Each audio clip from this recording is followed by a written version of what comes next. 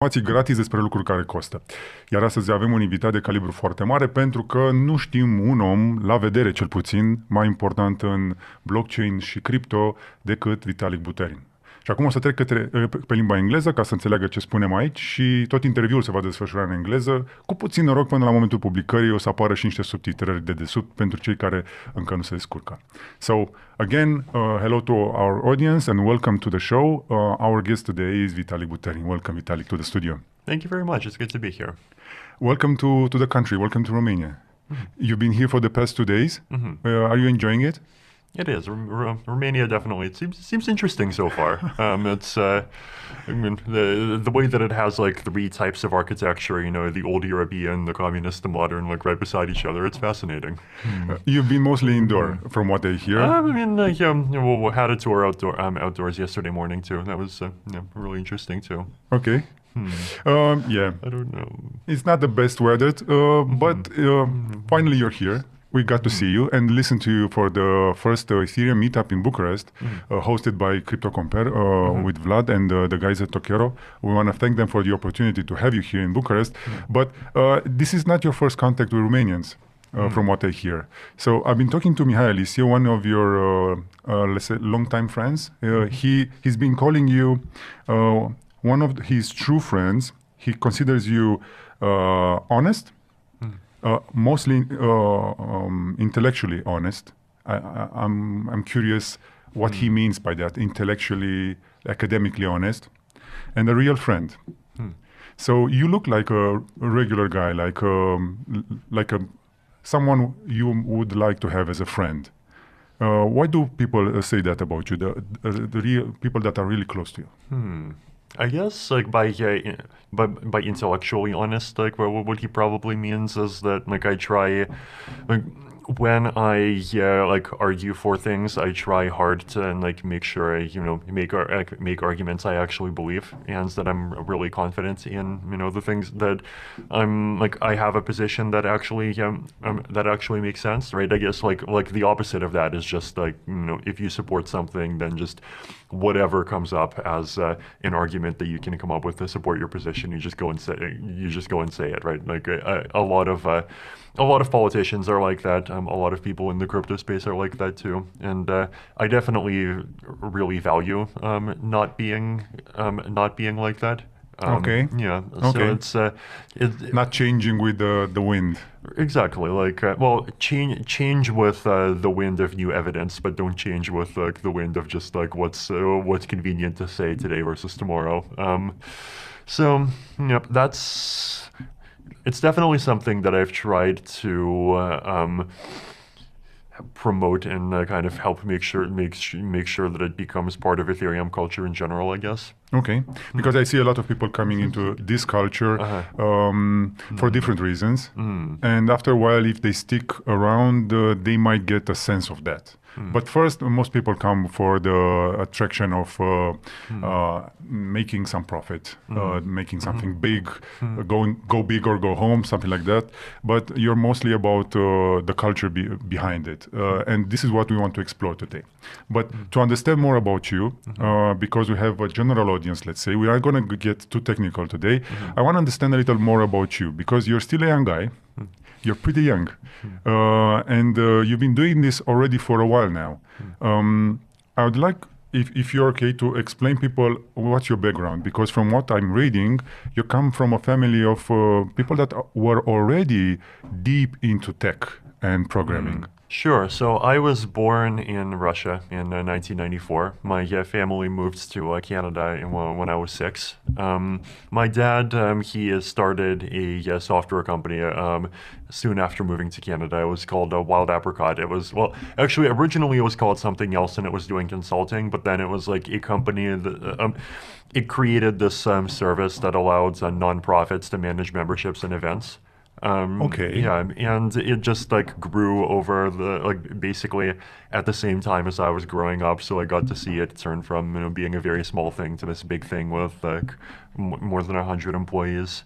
My dad was definitely very careful or to just introduce a lot of like math and programming things to me. Like he bought me a bunch of learn how to do programming books, bought me a bunch of math and science books, and I would always read all of them. When I was younger, I would I would program a lot of like games for myself to play. Like I would make a game and then I would play it, and then I would make another game and then play Makes it. total sense. Yeah, no. So I ended up doing that a lot. I guess I was just this kind of like math and like science and computer oriented student that didn't really talk much with other people until They put you in a gifted children's school or something like that? a gifted program. Gifted program, yeah. So you're actually borderline genius or a real genius? What do you think of yourself? Do you accept that stamp of approval that you're a genius? Oh, okay, well, we'll make me borderline. Being borderline sounds cooler. Yeah. So I've been watching a movie a few days ago to understand more Russia in the 90s. It was pretty wild. Same like Romania. And your parents actually moved to Canada to find better work suited more to their what they knew what to do. Do you have any memories of your childhood in Russia in the first few years? Not too many. I think like the time when we moved to Canada was like basically around the time I started having memories. The one thing I would remember is like even in kindergarten they would try to I would go into class and the teacher would demand that everyone like sit in a circle as and like listen as you normally do in classes. And I would just kind of like start crawling off and doing my own thing. And the teacher would get upset at this and want me to sit back in the circle, and I was always confused. Like, why? I don't want to be in the circle. I just want to crawl. So Crawl? yeah. Okay. It was maybe. I guess I did not quite fit into the system even then. Okay. But you fit now. You made your own system. Yeah, I guess that's one way of thinking about it. Yeah, and you're pretty early on. So if I'm looking at you at your age, you're young enough to do it all over again if it's needed a few times over. You're just getting started from what I see. Well, that would be interesting, doing it all over again. It's How did it start? like what particular? I guess. So well, what did you do from going to school, programming, doing all that thing, being treated already as a gifted mathematician, young mathematician, and working on that? How did you get so deep into coding and understanding that, okay, there might be another way from what you are seeing? Because you already saw early on some social networks, you've seen operating systems, you've seen the internet boom, the dot-com boom. What impact did that have on you, and how did you decide to fix the internet and the communications? I guess I only really started like thinking deeply about the bigger issues, like basically when I discovered Bitcoin. This was back in March 2011 when Bitcoin was still this like very young thing. And I heard about it once from the internet, once from my dad, and I thought, okay, this is interesting. Like I should just like poke into this system and or poke into the community and see if I can actually participate. So I started crawling through the Bitcoin forums, and like I set myself a goal. I'm going to get a Bitcoin job, right? I'm going to participate in this ecosystem, and I'm going to like actually get some Bitcoins. I did not have any cash, so only way to get Bitcoin is with a job. My computer, or mining. My computer was too terrible for mining. Okay. So I eventually found this person who was making a Bitcoin blog, and he was paying, not Mihai yet, actually. No, not yet, yeah. Yeah, no, so he was paying people 5 Bitcoins per article, which back then was $4. So cheap. To write articles for him. So I started doing this, and I wrote, wrote a bunch of articles.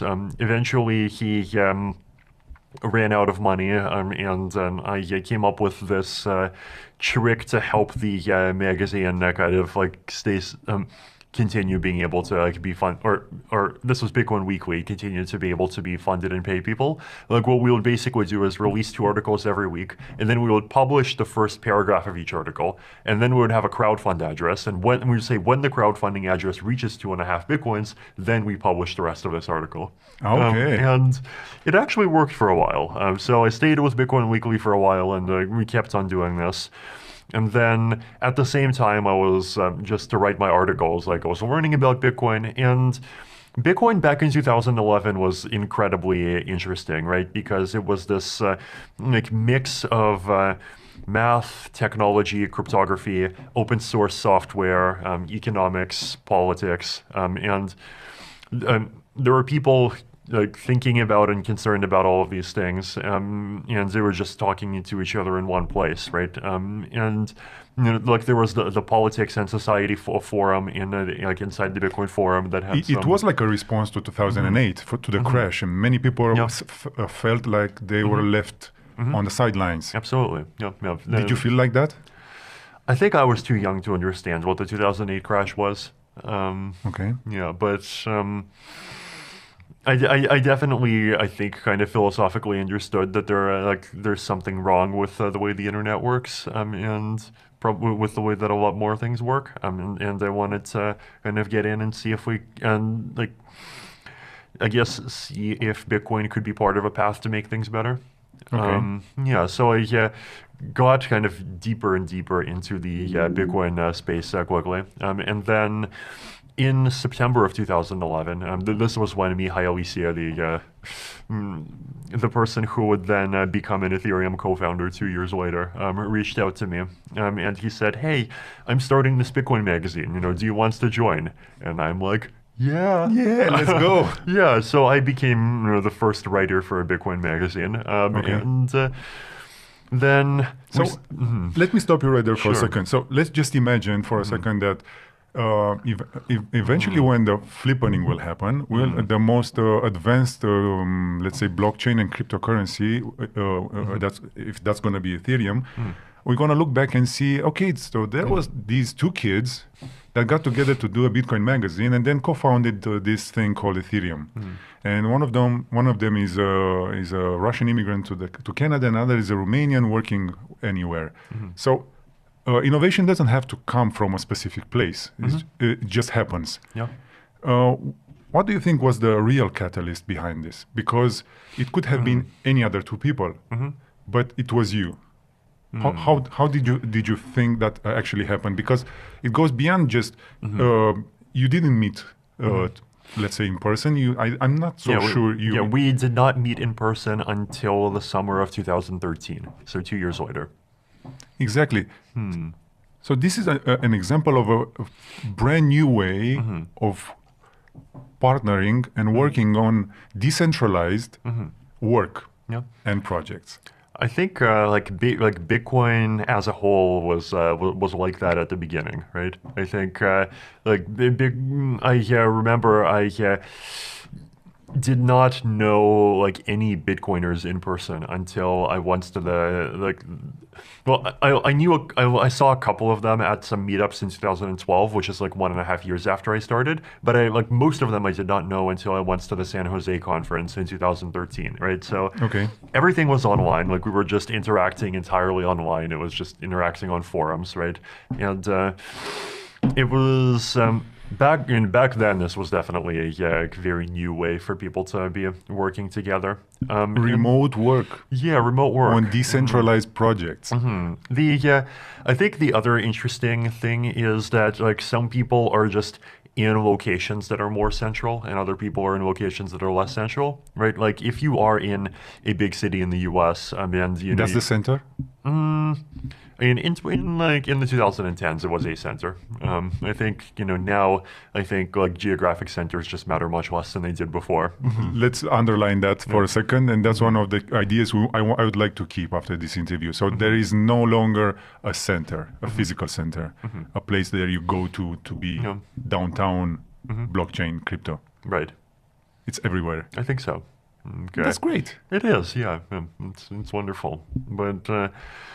again, I guess like growing up and even in the Bitcoin space, like I definitely felt like I was kind of on the edges in some ways, right? Like I was even when I was doing programming, like I could just tell that there were these other like students that were doing programming and they had, access to some like special programming classes and they were like studying and doing all these things together in person. And like I just like had no idea how to get into those things. And Physically yeah, or physically. okay. Yeah, but this was 10 years ago, back when I think like I definitely still had the mindset that like the physical world is much more real than the internet. Um, And something changed. well, eventually, slowly over time. Yeah. So you actually experienced 10 years ago what you experiencing for the past year or so. I guess so. You're a decade ahead, at least.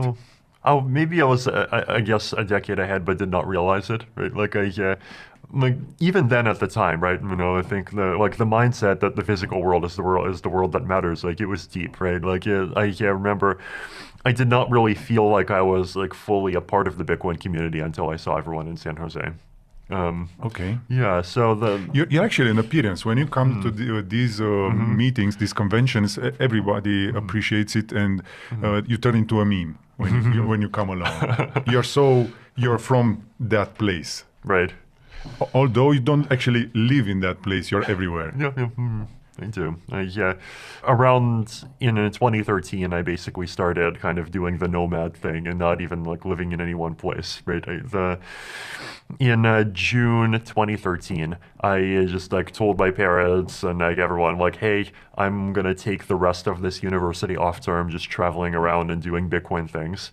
You were already like 17? I was 19. 19 already. 17 was when I joined Bitcoin Magazine. So 19, you told your parents, I'm going to go ahead and do my own thing.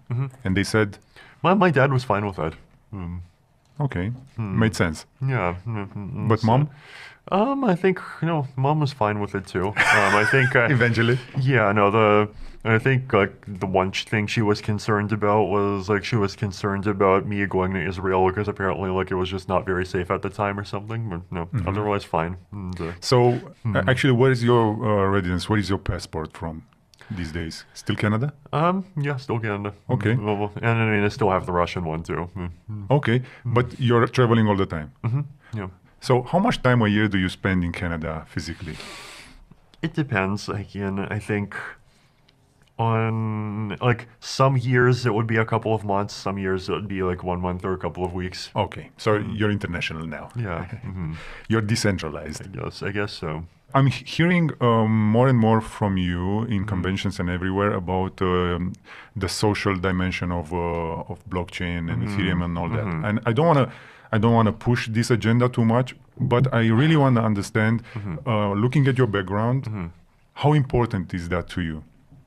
Because you didn't grow up in a rich family, you didn't have a posh upbringing or something like that. Is it important to you to make it inclusive, or is just you feel like it's the right thing to do? I definitely feel like it's the right thing to do. But is that different from it being important? I don't know. Some people just greenwash these days. Right. Some people just, I think,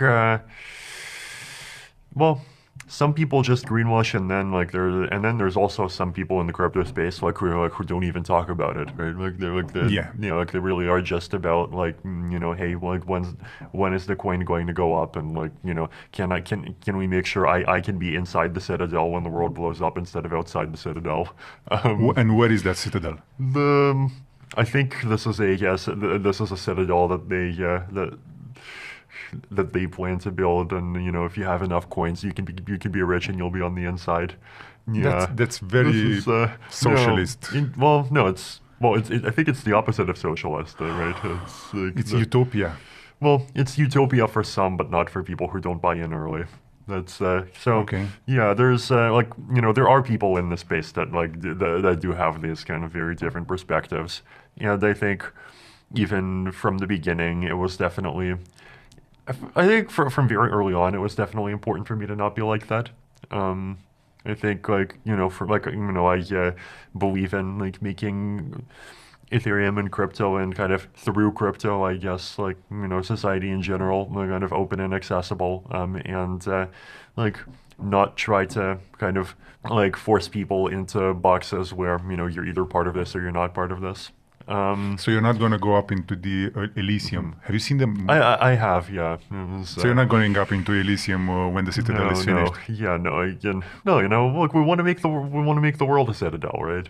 Like, well, It could be. yeah, exactly. Well, not like obviously like not in the sense of this kind of like very sterile thing where only the really clean things are allowed, but just in the sense of just something great where people want to live in it.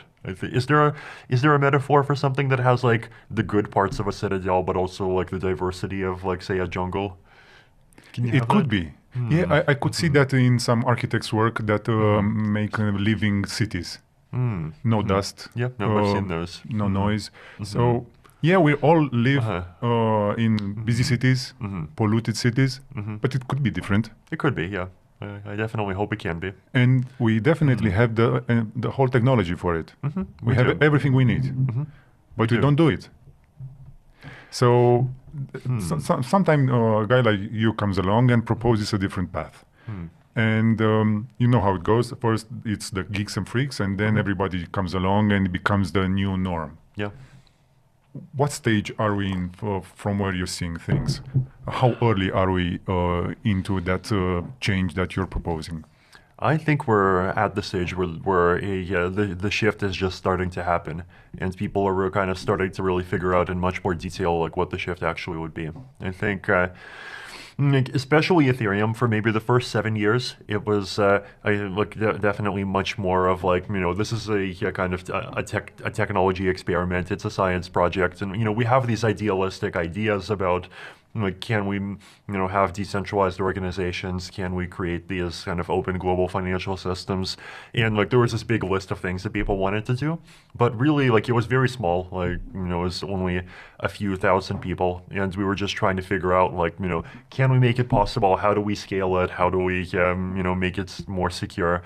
And that experiment and kind of that very tech-oriented phase was good, right? Because that actually allowed us to better just understands that the whole thing actually is possible. Understand what actually makes sense to build, what actually doesn't make sense to build. We learned a lot of things. So can we say Ethereum so far was something like Ethereum beta? I think for so. what it's supposed to be? I think that's fair, yeah. And I think like now is the time when it's finally kind of, turning on and we're realizing that, Ethereum actually can be used to do big things that make things better for a lot of people, and we have to figure out exactly what that's going to look like. That's going to be a challenge because I've been hearing you talk about different kind of attacks or pressures on the system and bad actors trying to use the technology in different ways. And you've been talking about hallways and rooms. And I like that analogy, that metaphor, because everybody can get a room, even Mark Zuckerberg. Yeah, right. But we don't want Mark Zuckerberg to control the hallways. And that's what's at stake, actually. Absolutely. Can you explain that to people that don't really understand it? Because we are looking at all these free systems, apparently free systems, where the user is actually the product. Right. And it seems to go great so far, isn't it? Yeah, again, that's how it always works, right? It goes great until until it stops, and sometimes it stops working for some people before other people, right? Even Facebook and Twitter, for example, right? Like there are lots of startups that just make their entire businesses and spend years of their lives trying to work on building some piece that connects to Twitter and Facebook, and just tries to build on top of that ecosystem, kind of make their own piece that makes it better. And then one day, Twitter or the Facebook, the company, they come along with a cease and desist letter by some law firm, and they say no, we just had a meeting and decided that we don't like what you're doing, and you have to shut down, and your API access will be gone tomorrow. Or they say, well, either we're going to buy your company that you and your team spent years building for $200,000, and you'll sell it to us for $200,000 and you'll like it, or we'll shut off your API access and we'll do it ourselves. And this is well documented. It happens. Yeah, it happens all the time. And it's the sort of thing that I think makes it much harder to actually like build on top of them as ecosystems. It even happens for countries as well, right? Like I think there's like the other kind of big political thing about these tech companies is that they are all based in the U.S. And like maybe 10 years ago, right? Like I think people had the mindset that these are just platforms in the cloud, and they'll treat everyone around the world fairly, and we can kind of because that's the biggest democracy on earth. Yeah, exactly. Well, we can create a nice, happy global internet around them. But now realizing that hey, these things are controlled by specific people that are in a specific country. They're vulnerable to that specific country's cultural trends and political pressures. And if they decide to, like, you might not be welcome on them one day, right? And like even like that's what's kind of started happening more and more the last few years, right? And that's the sort of thing where it's like even if you agree with like the very individual specific decisions, right? Like it still shows that hey, you actually are like building inside like like a garden that's connected to one particular country. Yeah, and it's all a big walled garden everywhere. Yeah. So we're actually talking now about at least 3 different internets. Yeah, we have the Western one, the Russian, and the Chinese. There is no middle ground for that. So these guys have some rules, but they don't work. Right. They don't work together. They don't play along nice. Yeah, they don't. So there is no actually nice, happy global internet. How do we do that? Because the basic idea of the internet was everyone can be connected. In the beginning, before the internet, any person on Earth would be 8 people away. And then with the internet, it was down to 2.5 people away. Now it should be, I don't know, everyone can connect with anyone and transport wealth, information, just connect. But it's not working yet. We're not there yet. No, we're not there yet. I think that's like how to actually kind of get there, I think, is a challenge. I think like one of the things that I think like blockchains and crypto can provide is like they can provide something that still actually is a neutral ground, right? Like okay. They can a neutral ground. Yeah, like they can provide a place where like if you build something and you build something that like is on a blockchain or talks to a blockchain, then like you've created a service where people can use that service, and people can even build things around that service and like just make their entire lives around it without having to trust that you're not going to change the rules at some point in the future, right? And I think like we've seen on like both in the internet and in crypto, like this ability for people to like build things that like not just people talking to each other through an application, but even applications that talk to each other, right? And there we go. No, it's important. That's I think like 20 years ago, the neutral ground that did a lot of that was just open source software, right? Like, 'cause, you have proprietary software where if you want to use that software, you basically kind of, you have to trust like maybe Microsoft or some other company. Like you could say, you become a vassal of Microsoft to some degree. Or a developer that goes to the developer conference every year, right, gets touches the holy grail and then goes back to work. Yeah, or if you're a user, then you're giving up a lot of control. And then we have open source software, and like to use open source software, like even if like Google writes the software, like you don't have to trust Google. Now you do have to trust them a little bit, because you have to trust like if they stop maintaining it, then like someone else has to start maintaining it. But it's much less, right? But the thing that we've seen going from 2000 to the year 2000 to the year 2020 is that like back then, most of the things that people did with software is just like a person and their computer. Right. Okay. But now the things that people do together are all interactions, and they're all really complicated interactions. Right? And open source software by itself doesn't do anything if the interactions are all happening through one server and somebody controls that one server. Yeah. Yeah. So, whereas a blockchain's like it does the thing that one server is supposed to do. except it's not under the control of one company. It actually is trustworthy, like whatever, you can see what's going on, right? It's like, so nobody owns the hallways. right. Nobody owns the hallways. The rules of the hallways are transparent. They're open. Everyone understands what they are and what you can and can't do. And like there's And also the rules have been made democratic. Yes. With everybody together and tested together before we deploy, and we deploy democratically again. Yeah, absolutely. That makes me wonder. So if I have a smartphone, I have an internet connection, I have a processor, I have some storage. I could be a node of anything. Yes. That's my dream. But for that, it cannot be too intensive on the consuming side, because it's going to lose the purpose of mobility. Right. So when will I become a node in that ecosystem? Because it's not there yet. If you want to actually make it global, it should go on every smartphone. Yeah, Agreed. because it's a computer. Yeah, Absolutely. I think it's going to get there. I think like that's it's a technology question more than anything else, right? Like because right now there's still there's like this difference between the dreams of a blockchain and like what blockchains the technology provide today in 2021, right? Like if you want to run an Ethereum node, then you need 250 gigabytes of space, and like you can do it on a laptop, you can't do it on a phone.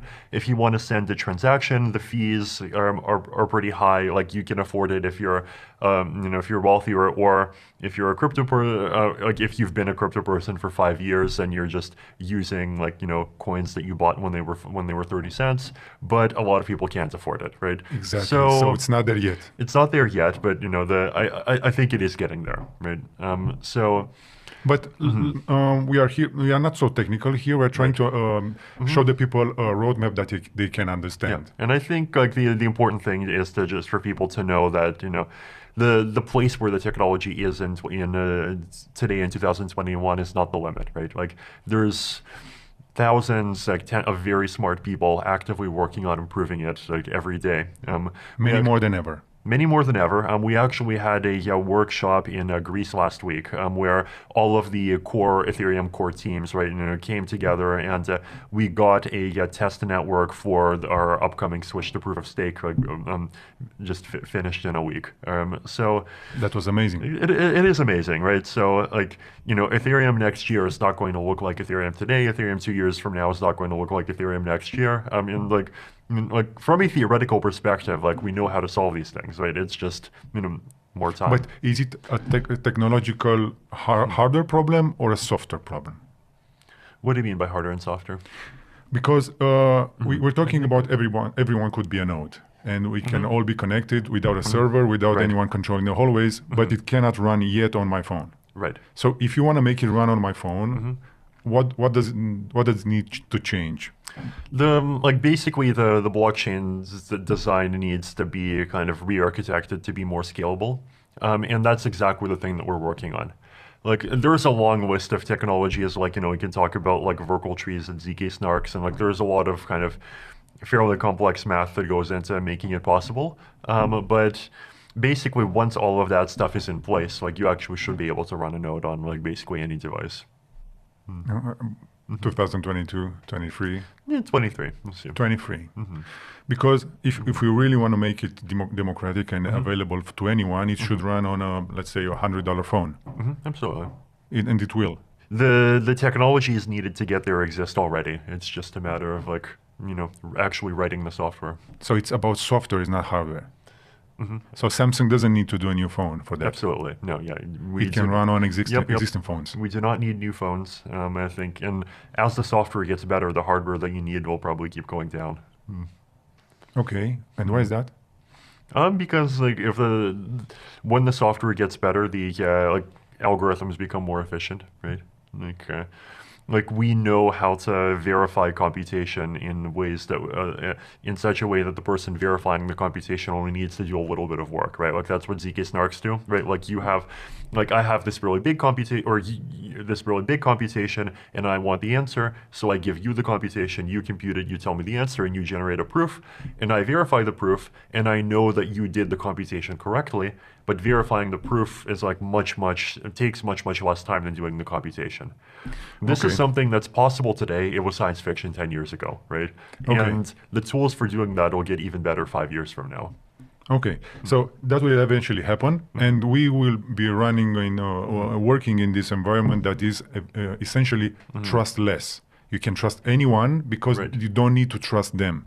And this concept of trustless systems is still mind-blowing to most people that hear it for the first time. So if we go out on the street and ask people, they will say, I trust my bank more than I trust the blockchain. What do we say to those people?